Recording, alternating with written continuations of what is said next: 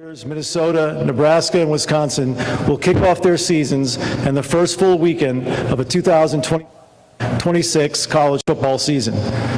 Among the 18 head coaches you'll hear from over the next 3 days, I want to especially welcome new Purdue coach Barry Odom to the conference. Thank you to our host, the Las Vegas Convention and Visitors Authority. This is the Big Ten Conference's debut in the city that will host our 2027 women's and 2028 men's basketball tournaments. This year, we're excited to announce new and expanded partnerships and platforms to strengthen our conference and deepen the impact of our corporate partners. These relationships reflect our shared commitment to innovation, fan engagement, and delivering value to our student athletes and schools. This fall will be the second year of the We Give Blood Drive in partnership with Abbott, attacking the worst blood shortage in a generation. Last year, more than 20,000 Big Ten fans donated blood and saved more than 60,000 lives. And the University of Nebraska won a $1 million prize to support student health initiatives. This year, we'll be kicking off the competition on August 27, with the winner announced December 6th at the 2025 Discover Big Ten Football Championship game in Indianapolis, airing on Fox. Last month, we announced a new collaboration with PayPal and Venmo that allowed our schools to securely and efficiently distribute payments to student athletes on July 1st. This year, Venmo will present a new Big Ten rivalry series that will highlight some of the most storied matchups in college sports across football and men's and women's basketball. The 2024-25 season was a remarkable one for the Big Ten, for our student athletes, our coaches, administrators, and fans. During their historic first Big Ten season, USC, UCLA, Washington, and Oregon combined for 19 conference titles, including Oregon's 2024 Big Ten Football Championship. Big Ten members won 13 national championships in football, field hockey, women's volleyball, men's water polo, men's gymnastics, women's ice hockey, men's and women's indoor track and field, men's and women's wrestling, women's golf, men's outdoor track and field, and rowing. Additionally, we had 9 national runners-up, including in men's and women's lacrosse and women's gymnastics, and national semifinalists in men's soccer, women's basketball, and men's ice hockey. We also reached the Baseball and Softball World Series in the same season for the first time since 2019. It was an equally impactful year off the field for our members, with the approval of the House settlement and the implementation of a new model for collegiate athletics. We continue to work with our colleagues in the A4 and throughout college athletics to ensure that the new model provides the intended benefits for student athletes while providing a sustainable, transparent, and fair system of competition. Our administrators and coaches have made it very clear we are committed to the new model. Now let's focus on football. The Big Ten played in 8 of the 11 college football playoff games last season, and we had both teams in the Rose Bowl quarterfinal game. On the way to their 9th national championship, Ohio State defeated the 9th, 7th, 5th, and top-seeded teams in the 12-team bracket, giving the Big Ten back-to-back titles. Last year, the 4 most viewed college football games of the season featured Big Ten teams, as did 7 of the top 10 and 12 of the top 20. Each of our 3 broadcast television partners, CBS, Fox, and NBC, had at least one Big Ten matchup with more than 9.5 million viewers.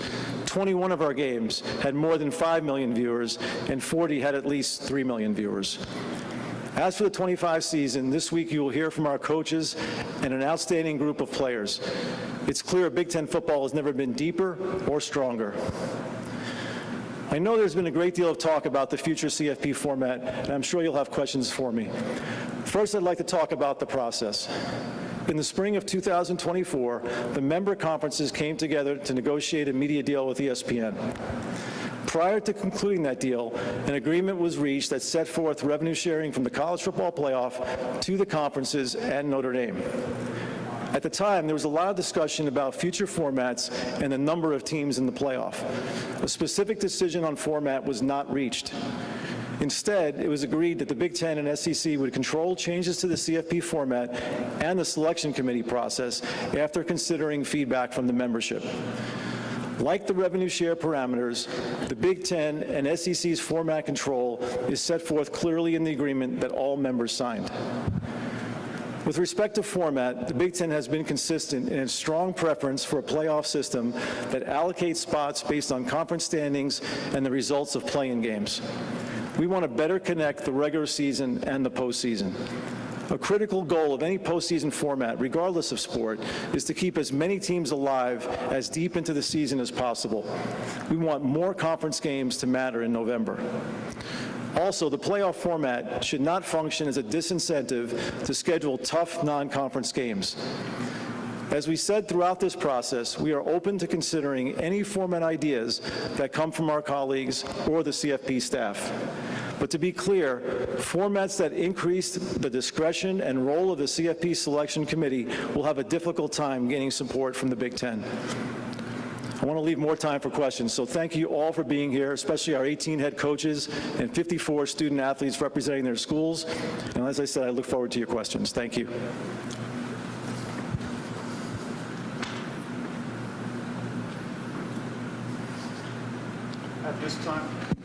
At this time, we'll open the floor for questions for Commissioner Petitti.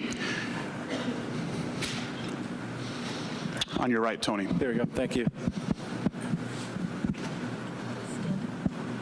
Hi, Commissioner. I'm so far back you can't even see me. Yeah, I can barely see it past the pole there. I'll let somebody else ask a playoff question, but I was just wondering your take on I think it was last week's issues between the CSC, the guidance they gave about collectives. When's that going to get resolved, and how urgent is it that that issue gets resolved? Yeah, I appreciate the question. I think it's worth sort of talking about the relationship and the ongoing relationship that plaintiffs' attorneys have in this process. You know, the CSC is brand new. It's in the process of making rules. We've had an incredible group working on an implementation committee to provide guidance and help with rulemaking. Some of that has to be in a process that goes past the plaintiff's lawyers. That's what happened in this case. I don't think it's unpredictable, but there'll be some moments like this where, whether it's guidance or interpretation of rules, there's some discrepancy. But I think, what's happened over the last few days, based on talking to our general counsel and others, that, they're working together to try to get to the right resolution on this and then to move forward. I don't think it'll be the last time that there's some issue that comes up in the process. Again, I think people have to be patient when it comes to the CSC. The settlement, frankly, came later than we expected in terms of its approval. We're grateful that Judge Wilkin chose to approve it, but it did, compress the time period. So there's a lot to catch up on, and there's a lot for, coaches and administrators to deal with. But, I don't think it's unusual when you have something this different that, there's going to be some bumps in the road to get to the right place. But I think everybody's committed to get there. On your left, Tony. Doug LeMaurice from Kings of the North. Is it a must in your mind that the power conferences play the same number of conference games? And if the SEC won't go to 9, would the Big Ten ever consider going back to 8? Yeah, so first, it's not a must. Each league will decide what they think the best conference schedule is for them. I think in a system where you have allocated spots, I think in talking to our athletics directors and coaches, I don't think we really care how many conference games any league is playing, because you're qualified off your conference standings. That's sort of up to you to run your own league and decide how you want to do it. But when you get to a system that's increasing the at-larges and increasing the work of a selection committee, that's when you need to understand how we're competing in the regular season. Look, at the end of the day, it's really simple math. With 18 schools and 9 we're losing 9 more games to start. And so at the end of the day, I think it's really relevant. So will we consider, more at-larges? Right now, I think the first thing is to really understand what everybody's doing in their conference schedule. But there's a second really critical part, which I mentioned in my remarks, which is what are we doing to get the selection process right? So I think those two things go hand in hand. First is how many conference games are we playing? And then secondly, what's the selection process going to be? People have talked about improving the committee's work. I believe the committee does a great job with what they have, and I've yet to hear any member tell me that more data will make the job easier. They have a lot of things in front of them. We went through a mock selection, we saw it. And so I just think those two things have to go hand in hand. First is the conference games, but again, if you go back to an allocated system, then I don't think we really care about how many conference games anybody plays. first row here, Tony, on your right side. There we go. Good morning, Commissioner. AP Stidham, AP as we see it. Commissioner, have you given any guidance to your membership about the allocation of the revenue share with regards to Title IX? Most people, when you read the stories, they discuss more to the football and the men's basketball, but have you had those discussions with your membership and any guidance along those lines? Yeah, there's been a lot of discussion. As you can imagine, the system was new. We've been working to sort of implement it for more than for basically more than a year at this point, since we made the agreement in principle to approve the settlement back, I guess it was last May of 24. I think consistently throughout everywhere, people are taking a market-based approach to how they allocate rev share. One thing about the way this system is built, there's no obligation to get to any number. What sports you choose to support, how you allocate the money among your student athletes, that's really a decision that's made institutionally. So in the Big Ten, what we focused on is letting our members make the decisions they think are right for their programs and right for their student athletes, and then continue to provide the benefits that we've been doing and the support for all of the teams. So really it's an individual school decision about that, but I would tell you consistently you're seeing more of a revenue market-based approach in terms of how the revenue share is allocated among members. On your far right. Stuart Mandel from The Athletic. Tony, when talking about CFP format, obviously you have a lot of constituents, coaches, ADs, and so on. The public, the fans, have indicated overwhelmingly they do not want a system where certain conferences get more bids than others. At what point, how much emphasis, if at all, do what the public want come into decisions like this? Well, first, I'll take issue with the way you're phrasing that. I don't really know. I'm not aware of massive studies with real research that have demonstrated that. It's not a scientific poll, but a poll I put on Twitter this morning. It was 76% for 5+11, 24% for the plan you guys want. Look, I think, we feel pretty strongly that fans will really gravitate to a play-in weekend. That, providing games that are do or die on the field will drive fan interest. Whether there's enough information that fans have in any one poll about what a new system will be, I'm not aware of how it was phrased or not. I just believe, and I'm talking to our league, the weekend that we're talking about, where you'd have championship games and across all conferences, meaningful play-in games, I don't see how that's a bad thing for college football, and I think fans will gravitate to it. In the middle, Tony. Good morning, Commissioner. Okay. Good morning, Commissioner. Bob Akayuri with Reddit's College Football. You've talked about your concerns over subjectivity in an expanded playoff format like a 5+11.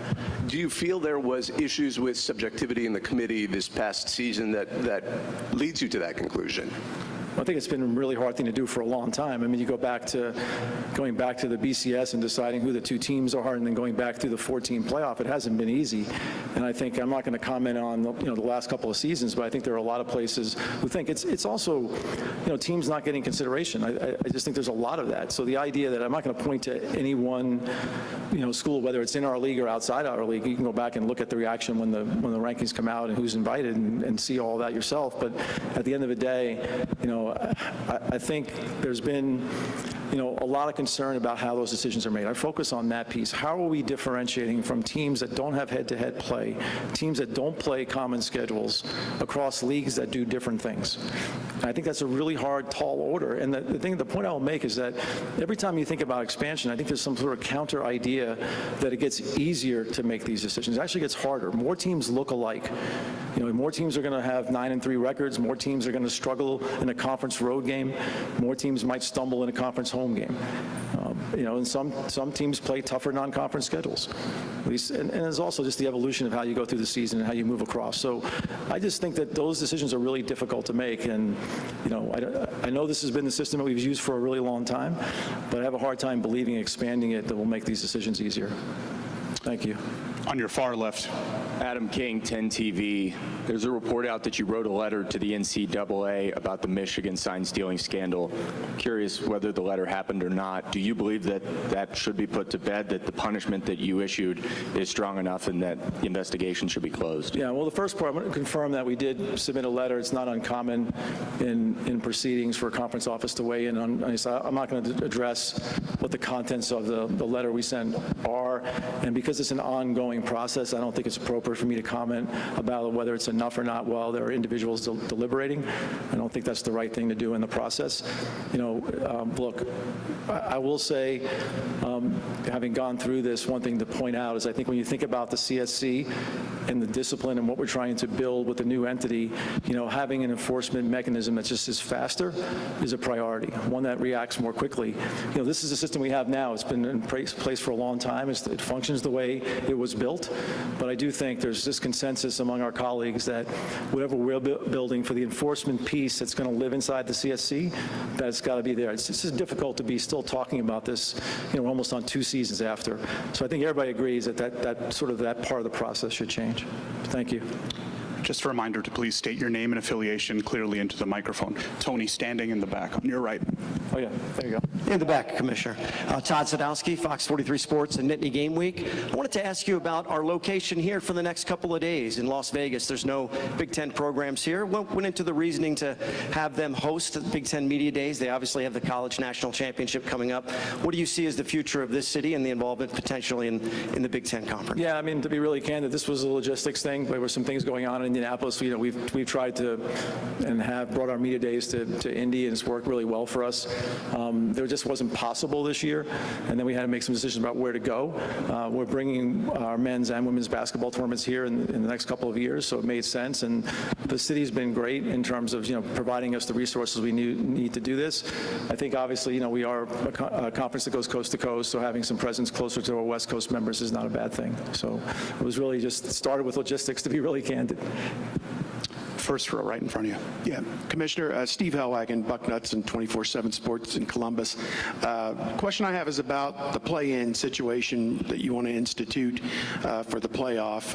Last year it was pretty cut and dried that you had 4 top 10 teams that should be in the playoff. I guess the trade-off is those teams worked so hard to establish themselves after 12 or 13 games as top 10 teams.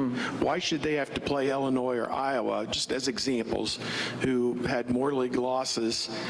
I don't sense a clamor for a 4-loss team in a playoff, and doesn't that create a situation for the playoff, which we saw blowouts in the playoff last year, for more blowouts in the playoff, which drive down the ratings and make it less lucrative, perhaps, to put a team that doesn't deserve to be in the playoff? Yeah, there's a lot there, so let me try to do it in order.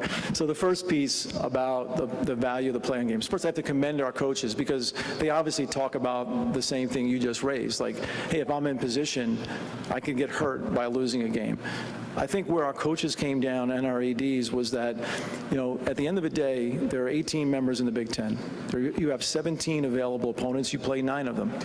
Right? So there's a lot of discrepancy, let alone making comparisons, across the leagues. There's a lot of issues about how you compare teams inside the Big Ten.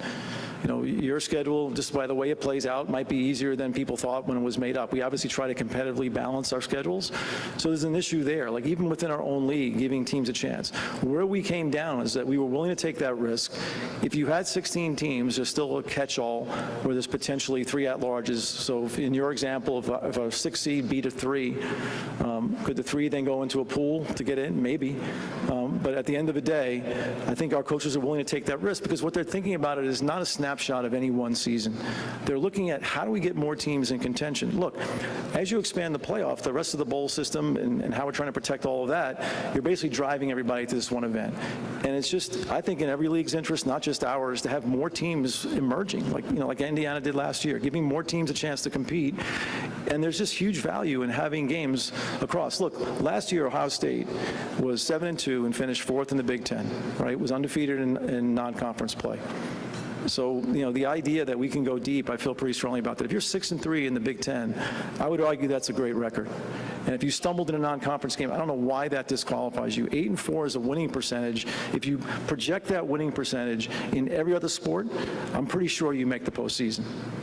Whether it's hockey, basketball, anywhere else, like that type of winning record. So we've conditioned ourselves to think that if you're not a 1 or 2 loss team, you're not worthy of competing. There are plenty of teams in professional sports who qualify for the playoffs who can't get past the first round game. That's okay. They still get to play. We'll figure it out on the field rather than sitting in a room. Tony, front row on your right. Kenneth Berry, Touchdowns and Tangents. Good morning, Commissioner. Morning. Obviously, it's pretty hard to outdo a national championship. So just in regards to all the success from last season, what global brand deals might be on the horizon for the conference that you can or maybe can't speak to at the moment? Yeah, I think you saw it in terms of like what we're doing with PayPal. When you think about the reach of the conference and what we're able to do, like, obviously each of our institutions has their own, local sponsorship and deep relationships in their own market, their own states. But I do believe that you're going to see this sort of change and that the reach that we have allows us to do those types of deals. And I think you should expect to see more of that and making it more of a priority for the league across, because we have tremendous reach. We drive large audiences, incredible passion. College athletics across is driving more interest than ever. So we feel like we're in a good position to expand those relationships. Far back on the right. Nicole Auerbach, NBC Sports. Tony, as you mentioned that the Big Ten and SEC have control over the decision with playoff expansion, at their media days last week, a lot of talk about at-large models. What is your level of confidence that you guys can figure out one of these models to move forward with? And if so, level of confidence you can do that by that December 1st deadline? Yeah, I'm not going to put any deadline on it. Look, we've I think, pretty publicly brought our ADs together in both leagues twice, once in New Orleans, once in Nashville over the last 6 to 9 months, maybe a little longer than that, but twice during that period. And it's been productive, not just talking about CFP, but lots of other issues that are around college athletics. And so I do think, we're obviously not in the same place on these discussions. I think there's lots of ideas. I think the goal would be to bring people back together, have a conversation what we think works, and then kind of go from there. But I will say, every time we've come together with the two leagues, we still have our presidents and advisory group meeting. Like, good things have happened, not just for the two conferences, I think for college athletics in some places, especially around the settlement. On your left side here. Spencer McLaughlin, Locked On Podcast Network. Commissioner, non-conference schedules vary pretty widely across the country. You've got Clemson, for instance, that plays LSU in South Carolina. Indiana plays a very weak non-conference slate. Ohio State plays Texas, and it varies across the country. When you have a committee involved for picking the playoff, would you ever support a model where schools are not in control of their own non-conference slates? And that's a really hard thing to change. I mean, it just hasn't come up in terms of that control. I think over the years, leagues have tried to put parameters about, playing 1A4 or what you can do with FCS. Like, I think those things have been in place across. I don't think that's the solve. I kind of focus more on what's the incentive to get schools to schedule stronger games. And those are some of the things we've talked about with the SEC in the season. I think fans want more of those games. I think there's been some writing like, well, those games won't mean anything if you're qualifying off your conference. I disagree with that. At the end of the day, you're still playing for seeding and straight seeding. So if you had a system where you're qualifying off your conference record, winning or losing a tough non-conference game could affect seeding. Plus, in the models we're talking about, there's still some at-large picks left. So I think we got to focus on the right incentive. You're starting to see games being dropped. I think there's a running concern among coaches, and you'll hear from our guys, and whether they cover this or not, where does winning a big non-conference game help you more than losing a non-conference game hurts you? Like, that's the sentiment. Like, what's the right way to measure that? And also a lot of these games tend to be played early in the season, and you don't quite know who your team is at that point. Like, look at teams move up and down across the season. Teams get healthy. Some teams are unlucky. It just really depends. So I focus more on let's create an incentive to schedule more of them naturally, and because I don't think we need rules to do it. Tony, on your right side. Hi, Tony. Scott Docterman with The Athletic.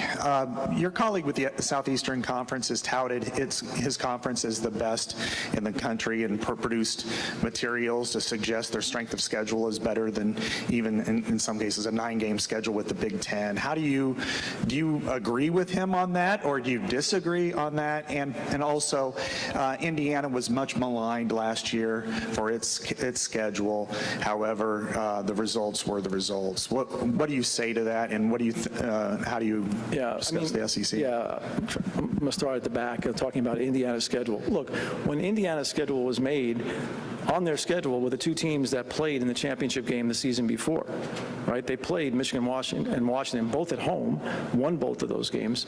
But those are the idea, like that's part of what this is, right? And that gets back to the value of playing games. But put that aside. Look, I'm not going to comment on where any one conference is. We just stand by what we do in the Big Ten. I think the national results have shown that the last couple of seasons. I think when you look at what expansion has meant across the A4 the last couple of years, we stand by how much tougher our league has got there. When you throw in the travel, how well our schools protect their home fields, all of that, I think that speaks for itself. I don't ever think there's any value in talking about one versus another. We feel really strongly about what we do in the Big Ten. Our final question, third row. Hi, Connor Yerger, Detroit News. Good morning, Commissioner. I wanted to ask about the Venmo and PayPal deal you mentioned earlier. What went into the decision for the Big Ten to handle the revenue sharing with athletes itself versus maybe the member institutions handling it? Yeah, it really came from we had a group AD meeting where we were talking about just going around asking each other, like, how are you planning on making these payments? Is there a way to do it? And at the time, the ADs made it pretty clear, like, hey, is there a way we can do this collectively? It just really came from that. So Becky Panny in our office ran a sort of an RFP process, and then it became clear that, in terms of, what PayPal could offer and the technology and the hyper wallet and how used to young people are with that platform, that it made sense. But we ran a pretty exhaustive process. And then I think there was still a little bit of back and forth among all 18 about whether they believed that Central was the best. But we ended up with everybody in. And so far, it's gone really smoothly so far. I think, every institution is different. Their ability to send money to student athletes is really tricky. So having a central system, made a lot of sense for us. Big Ten Commissioner Tony Petitti. Thank you, everybody. Appreciate it.